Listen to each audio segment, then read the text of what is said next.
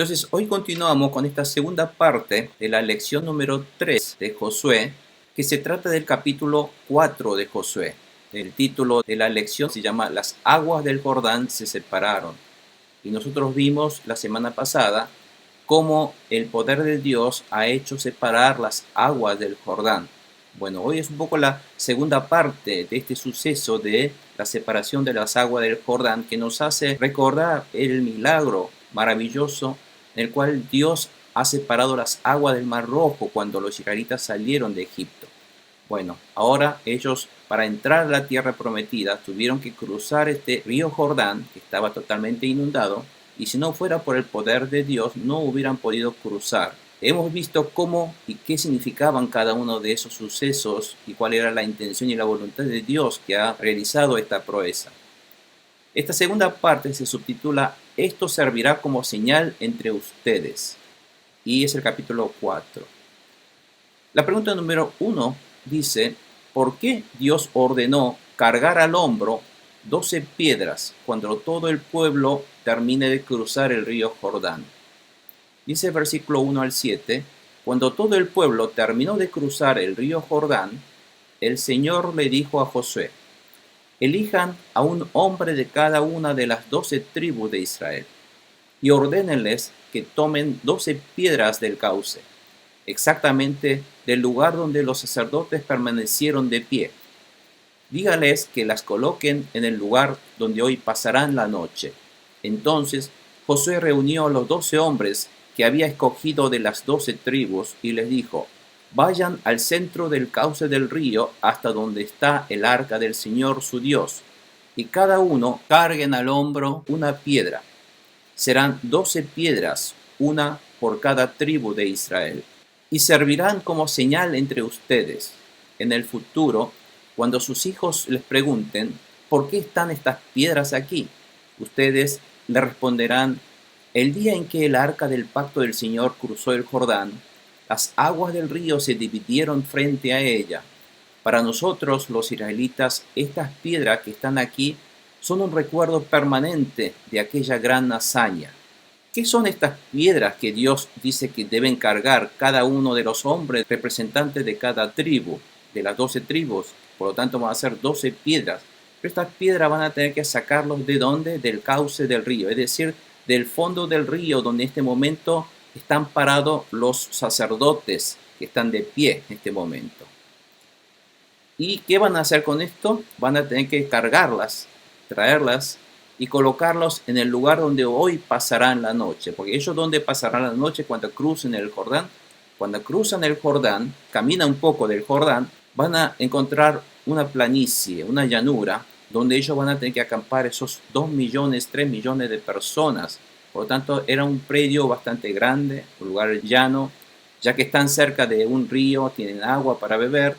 Esta planicie, esta llanura, se van a ver luego que el lugar se llama Gilgal.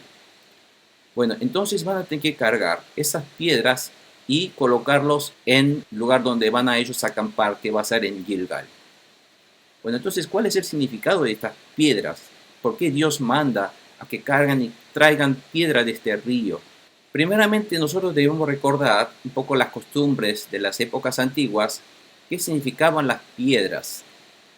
Cuando entre dos partes hacían un pacto, una alianza, o ya sea una promesa, para que esa alianza o pacto o promesa sea perpetua, que sea recordado, o que hay un suceso que se debe recordar, entonces en ese caso se utilizaban piedras.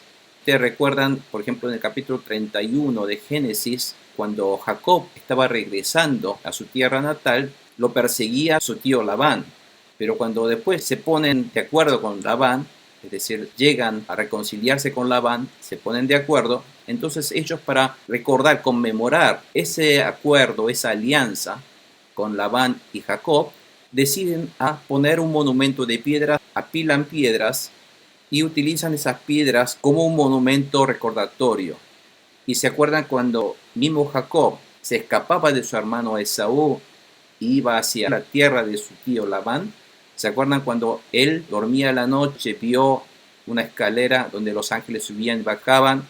Entonces él también hizo una promesa ante Dios que cuando él regresa exitoso de su travesía, que entonces en ese lugar él iba a adorar a ese Dios, él iba a glorificar a ese Dios. Y cuando hace esa promesa también trajo una piedra donde él ungió libaciones e hizo esa promesa. Pues estas piedras generalmente no eran piedras pequeñas, porque si fueran pequeñas se rodarían y se perderían fácilmente. Generalmente eran piedras relativamente grandes, pero no tan grandes porque se ven que son rocas en el cual cada persona debía cargar. Así que me imagino debían ser unas piedras grandes, pero importantes pero que pueda cargar uno. Así que por esas pautas, más o menos imagínense qué piedras serían. No son unas piedritas tamaño de la palma de la mano, o sea, son piedras grandes. Pues cargaron esas piedras.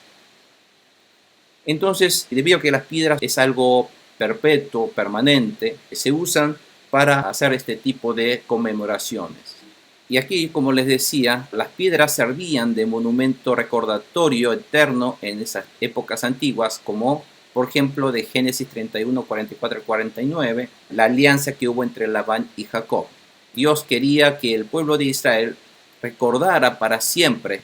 La piedra tiene esa connotación que es algo perpetuo, por lo tanto que recordara para siempre toda la generación futura esta obra milagrosa de Dios, el cual Dios intervino. Dios hizo que el pueblo de Israel pudiera cruzar el río Jordán, porque es una obra de Dios, es un milagro de Dios, y por la gracia de Dios ellos pudieron cruzar el río Jordán.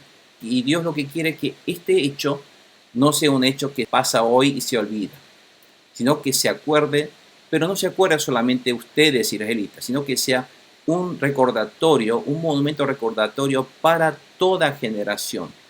Y cuando sus generaciones futuras le pregunte, ¿para qué son estas piedras? Que le digan qué significan estas piedras. Estas piedras, dice, significan, responderán, dicen, el día en que el arca del pacto del Señor cruzó el Jordán, las aguas del río se dividieron frente a ella. O sea que recuerden que cuando Dios intervino, el agua del río se dividió, paró de fluir. Para nosotros los israelitas estas piedras que están aquí son un recuerdo permanente de aquella hazaña. ¿Y qué van a acordar? Van a acordar que el río se dividió frente al Señor. Que este milagro lo hizo el Señor, Dios Todopoderoso. Eso es lo que tenían que recordar para siempre. Bueno, la pregunta 1 siguiente dice, ¿qué hicieron los israelitas con las 12 piedras que tomaron? Pastor, ¿podría leer esta pregunta por favor entonces? ¿Qué hicieron los israelitas con las 12 piedras que tomaron? Los israelitas hicieron lo que Josué les ordenó, según las instrucciones del Señor. Tomaron las piedras del cauce del Jordán conforme al número de las tribus, las llevaron hasta el campamento y las colocaron allí. Además, Josué colocó 12 piedras en el cauce del río, donde se detuvieron los sacerdotes que llevaban el arca del pacto. Esas piedras siguen allí hasta el día de hoy. Bueno, gracias pastor, amén. Aquí entonces hay dos cosas. Lo que hicieron es, el versículo 8 habla que los israelitas tomaron piedras del cauce del Jordán, conforme al número de tribus que son 12, y las llevaron hasta el campamento y las colocaron allí, en el lugar del campamento. Pero además, aquí el versículo 9 lo que dice es que Josué también colocó 12 piedras en el cauce del río donde se detuvieron los sacerdotes que llevan el arca del pacto. Es decir, que esto lo hizo Josué. Entonces, Josué no podía estar cargando todas esas piedras pesadas hasta llevar al cauce, sino lo que este versículo insinúa es que Josué también bajó a ese lugar donde seguramente en el cauce del río había grandes piedras, y él habrá juntado esas 12 piedras y lo habrá amontonado en un lugar justamente donde estaba el arca del pacto, cerca del lugar donde estaban parados los sacerdotes cargando ese arca del pacto. Bueno, esto es lo que está diciendo estos versículos. O sea que se colocaron 12 piedras en Gilgal por los 12 jefes de cada tribu, y recuerden que también 12 piedras fueron colocadas, apiladas en el cauce del río por Josué. Por lo tanto, esto, para decir que es algo verídico, aquí el versículo 9 dice que estas piedras siguen allí hasta el día de hoy. Bueno, la pregunta es, ¿qué es el día de hoy? Seguramente el día de hoy se refiere al día en el cual se registró este hecho de Josué, cuando se escribió el libro de Josué.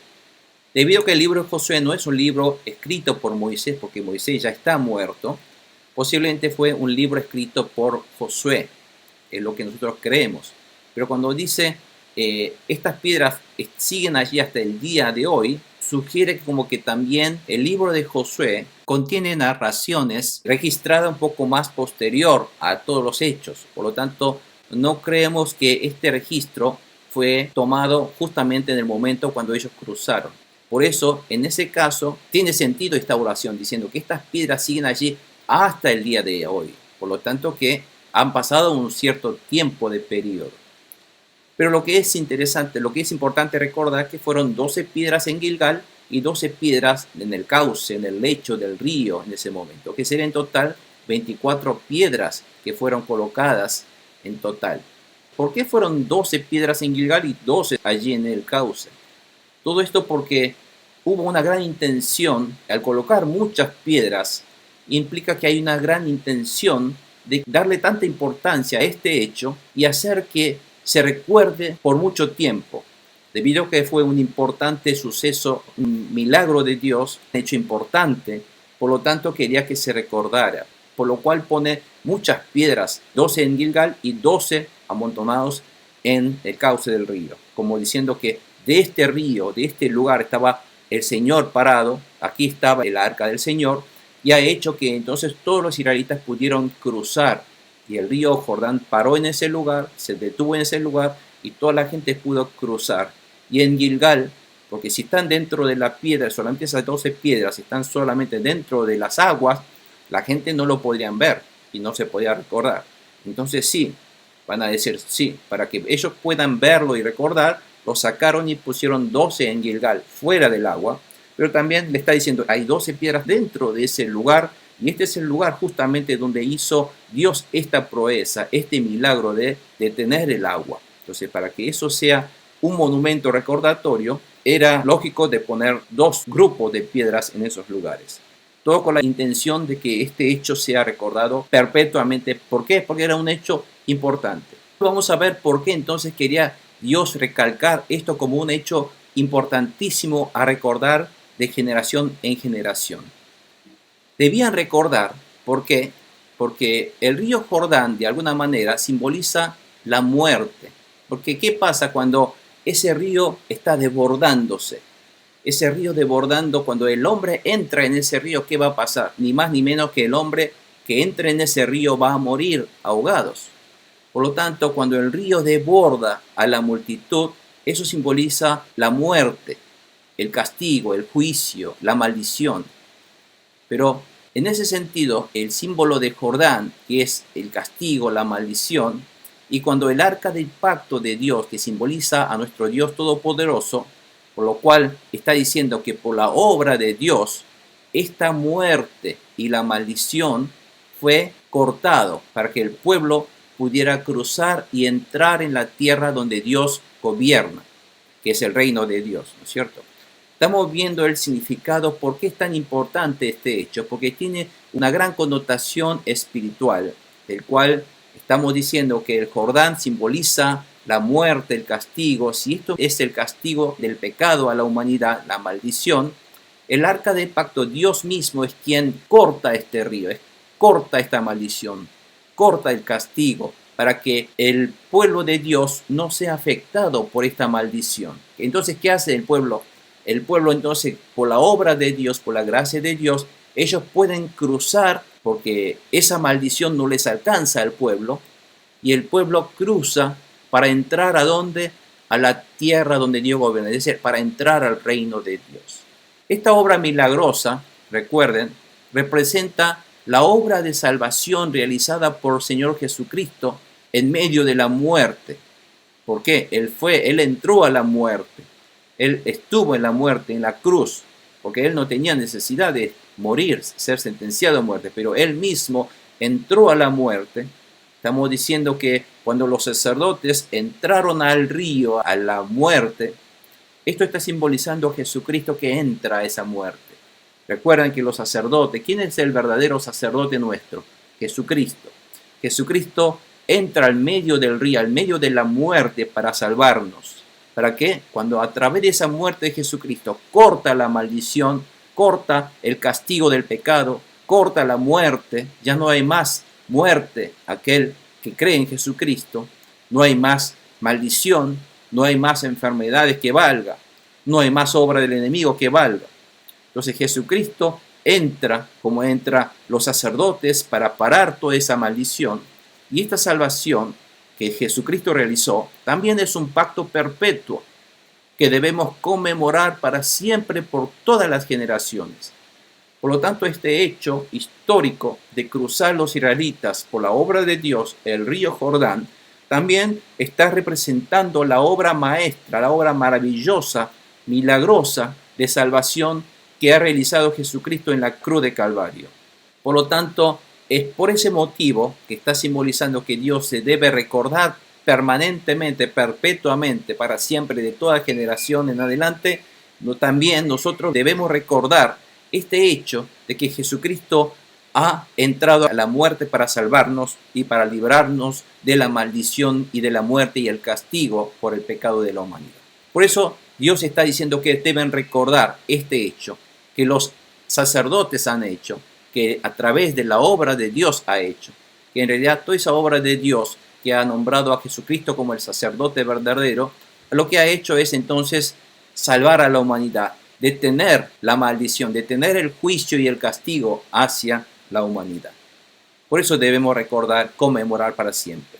Y por ese motivo nosotros cada vez que hacemos la Santa Cena, estamos conmemorando ese hecho, el cual nuestro Señor Jesucristo derramó su sangre, partiendo su cuerpo para darnos para nosotros, y Él entregando su vida para rescatar a la humanidad de nuestros pecados y de la maldición y del juicio y del castigo.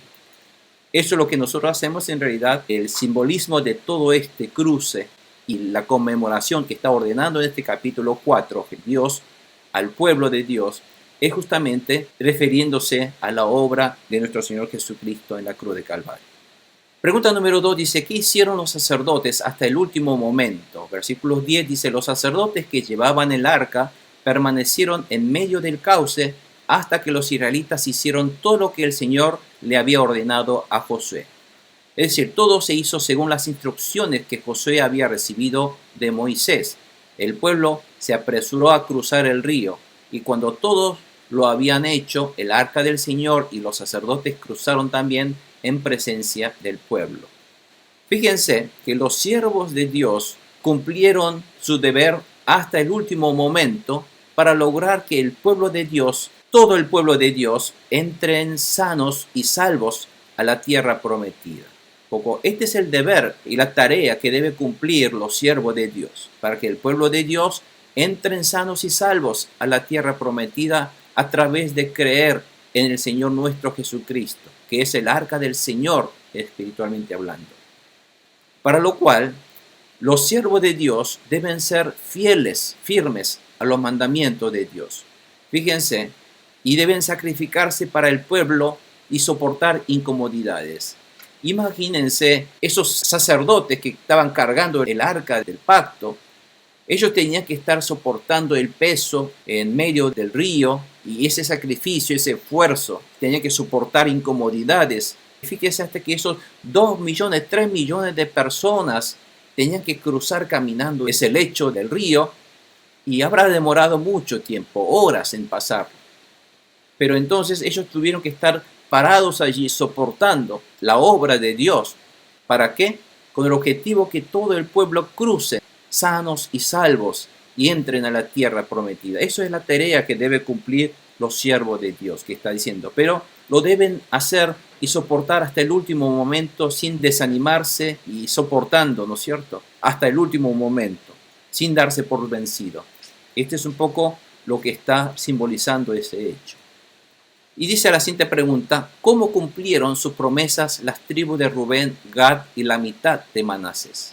Y aquí también hay otro grupo de tribus que sí cumplieron ante Dios, que obedecieron a Dios.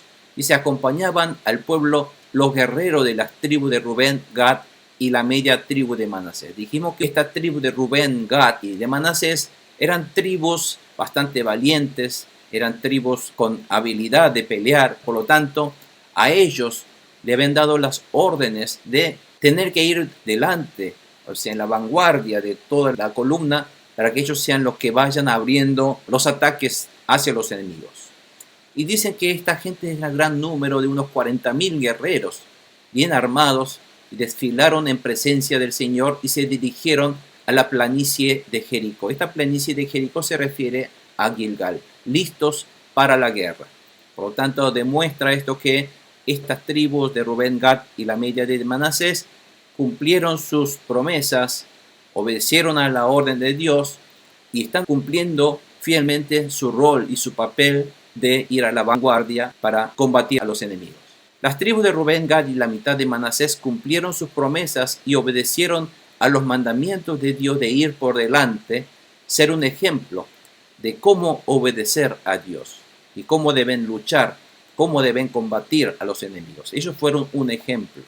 Bueno, esto es una cosa que nosotros también debemos recordar, que nosotros debemos siempre ser un ejemplo en obedecer a la palabra de Dios, ir por delante, ir venciendo, derrotando a los enemigos en el nombre de Jesús y cumplir las órdenes y los mandamientos de Dios en la lucha contra los enemigos.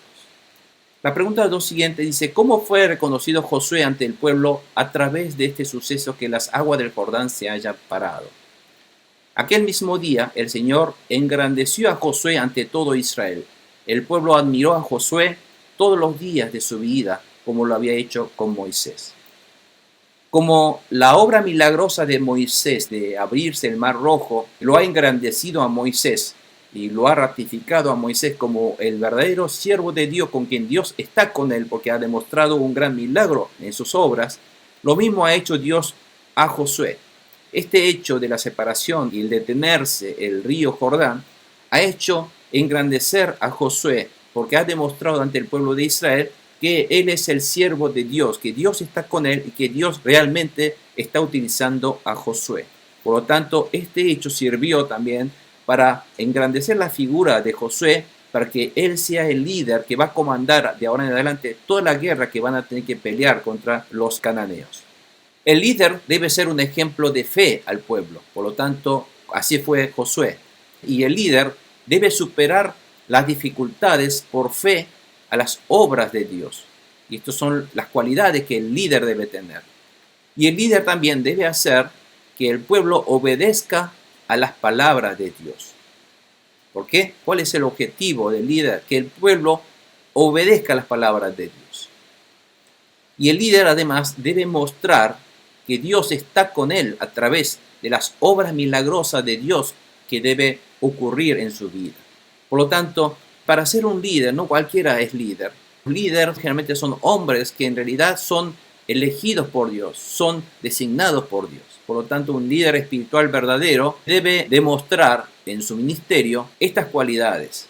Demostrar que el Espíritu Santo de Dios está con él, supera dificultades con las obras milagrosas y el poder del Espíritu Santo en el nombre de Jesús, y que el deber es de hacer que el pueblo, viendo esas proezas de Dios, obedecer las palabras de Dios. Este es el objetivo y el rol que debe cumplir el líder. Una de las persuasiones y uno de los errores que muchas veces el líder espiritual puede caer es caer en medio de arrogancias.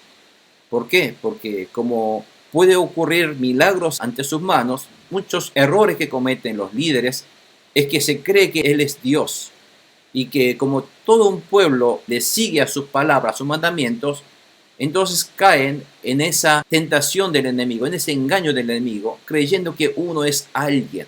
Cree que es un superdotado, un líder cree que es un hombre que tiene poderes y un hombre que debe gobernar un pueblo.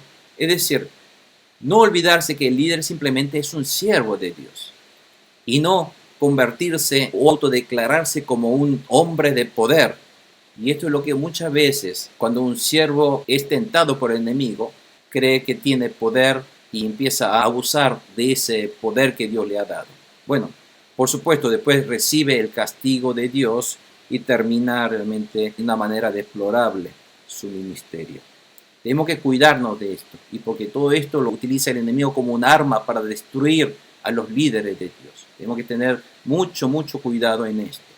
Y otra de las cosas que vale aclarar Muchos de los líderes también hoy día saben que caen en relaciones promiscuas o en relaciones indebidas con hermanas o hermanos. Entonces, todo ese tipo de engaños que el enemigo Satanás utiliza como herramienta para destruir a los hombres de Dios, a los siervos de Dios, tenemos que estar atentos y no caer en ese tipo de tentaciones.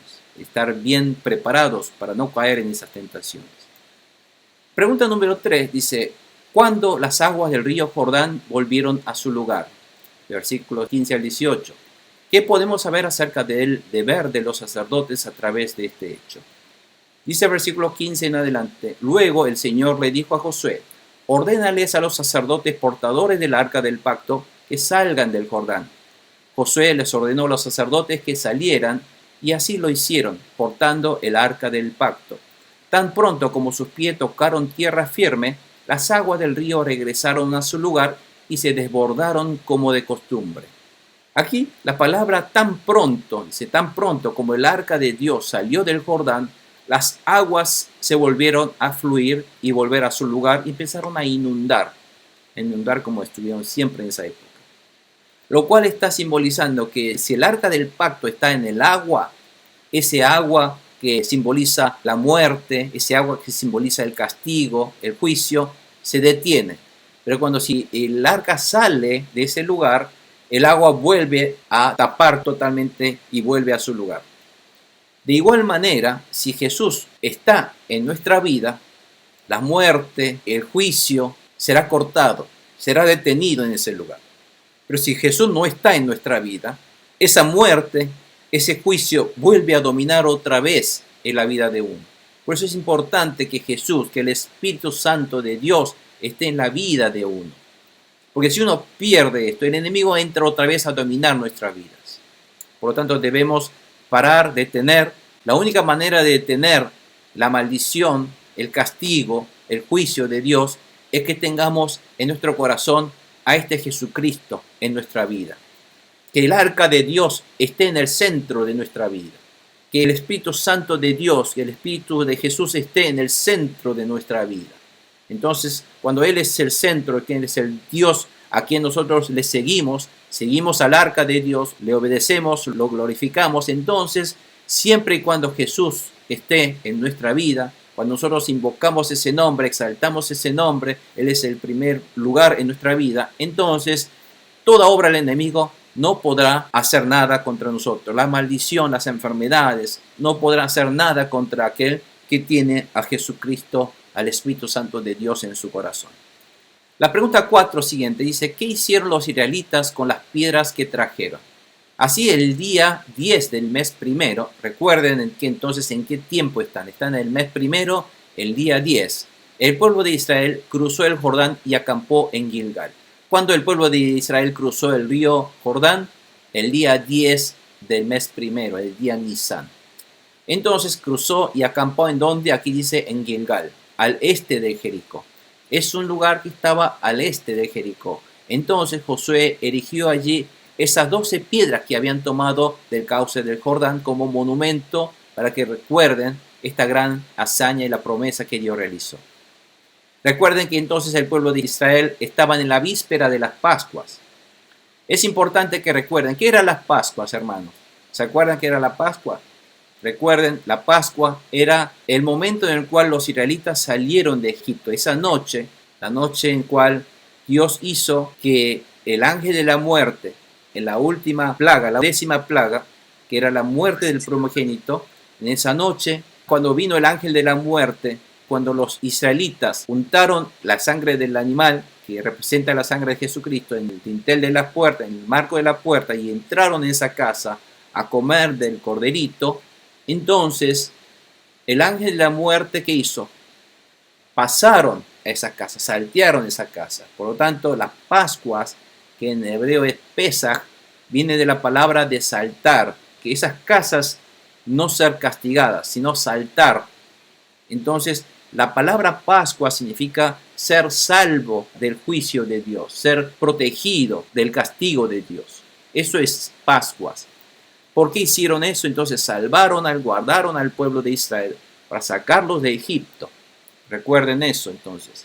Entonces las Pascuas es una conmemoración de cómo los israelitas fueron protegidos, salvaguardados y salvos de la muerte, y por ese motivo autorizó el faraón a que todo el pueblo pudieran salir de Egipto.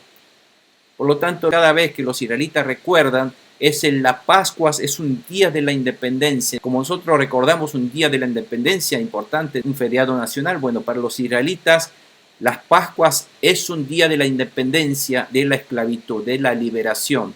Pero esta Pascua que está asociada a la salida del pueblo de Israel de Egipto, pero también ahora fíjense que está relacionado con la entrada a la tierra prometida, porque en este momento ellos cruzaron el Jordán en la víspera de la Pascua, en la época de la Pascua, y entraron a acampar. O sea, pusieron su pie ya en el Canaán, en la tierra prometida. ¿Cuándo?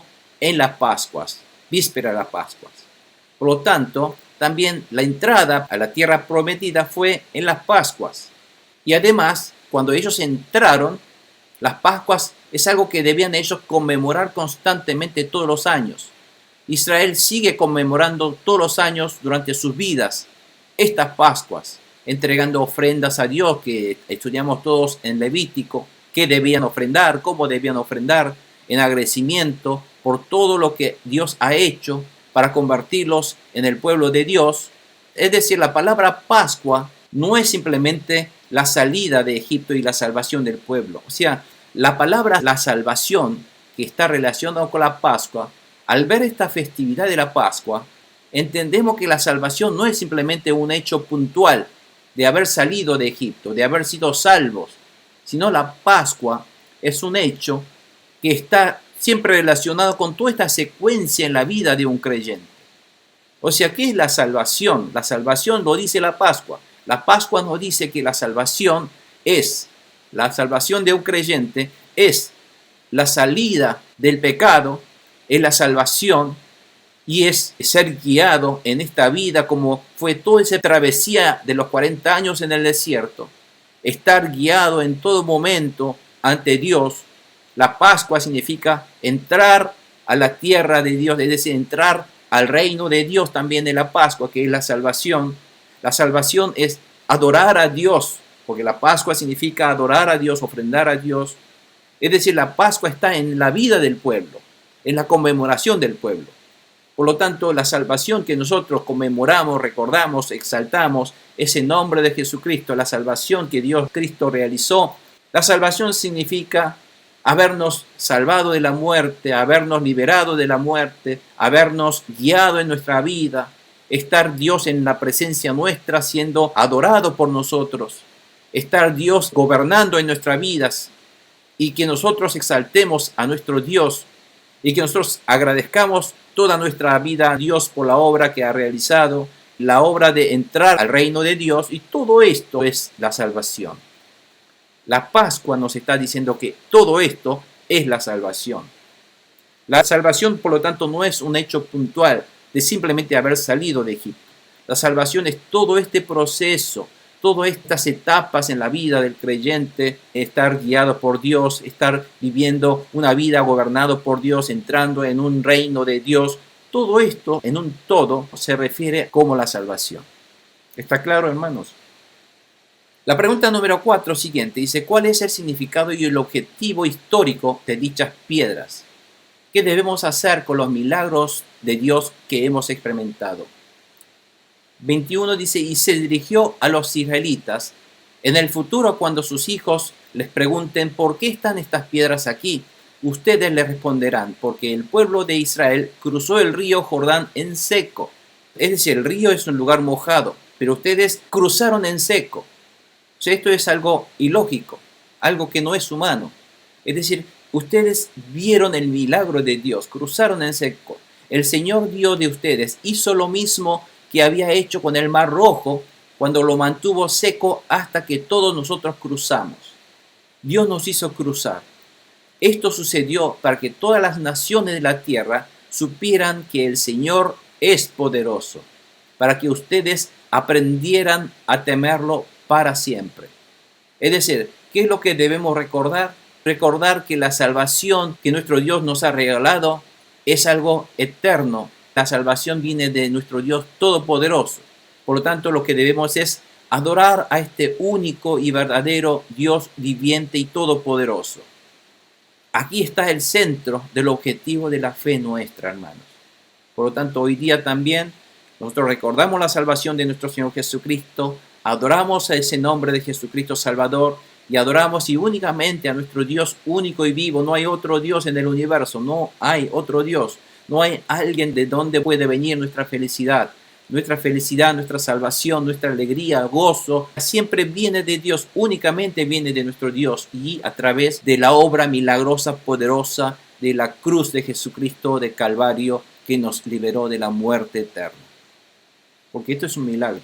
Porque ese milagro de la cruz de Calvario es un milagro tan importante como el de abrirse el Mar Rojo, como el de detenerse el río Jordán, lo cual nos permitió que nosotros, como pueblo de Dios, pudiéramos entrar en el reino de Dios, en su presencia.